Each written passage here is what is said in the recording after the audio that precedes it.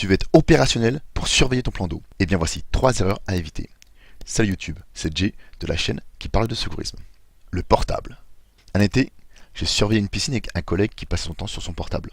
Je crois qu'il avait oublié qu'en cas d'accident, il aurait dû expliquer au juge pourquoi il était sur son portable. Je sais pas si tu sais, mais au Québec, en juillet 2012, 2 sauveteurs ont été photographiés en train d'envoyer des SMS depuis leur poste de surveillance. Ils les ont remplacés directement pour faute grave. Le portable est une source de distraction énorme. En voiture, il est la cause d'accidents mortels. Donc, à cause de ton portable, tu pourrais être inattentif pendant quelques secondes et louper une personne qui se noie. C'est pour ça que ton portable doit être éteint ou en mode avion sur poste de surveillance. Et à moins d'être en pause, tu dois pas le consulter. Franchement, dis-moi en commentaire si tes messages sont vitaux au point que tu ne lâches pas ton portable. La fatigue. Ah, l'été, le soleil, l'envie de faire des grosses soirées.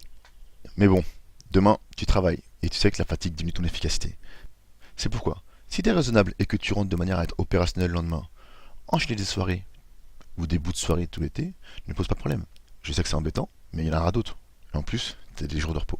Et surtout, n'abuse pas de l'alcool, sinon le lendemain, tu seras pas opérationnel, t'auras mal au crâne, ça on s'en fiche, mais tu risques de faire des erreurs, et ça peut être problématique.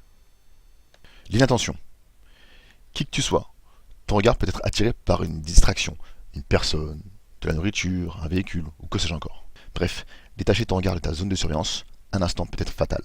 Alors, si on te demande une information ou te draguiller, pendant les 15 secondes que tu prendras pour savoir de quoi il s'agit et répondre, tu devras toujours garder le regard sur la zone de surveillance. En gros, 1. Le portable, tu ne le regardes pas. 2. Tu dois te reposer pour être opérationnel. 3. Si tu dois communiquer, tu le fais en observant systématiquement ton plan d'eau. Voilà. Si tu évites ces 3 erreurs durant ta saison, tu limiteras les risques d'accident. Je mets en lien l'histoire d'un sauveteur qui n'avait que 2 personnes dans sa piscine et qui malgré tout a eu une noyade. Si t'es déjà abonné, merci. Si c'est pas le cas, abonne-toi pour recevoir les prochaines vidéos, ça fait plaisir. Sur ce, sois efficace et à la semaine prochaine. Finex.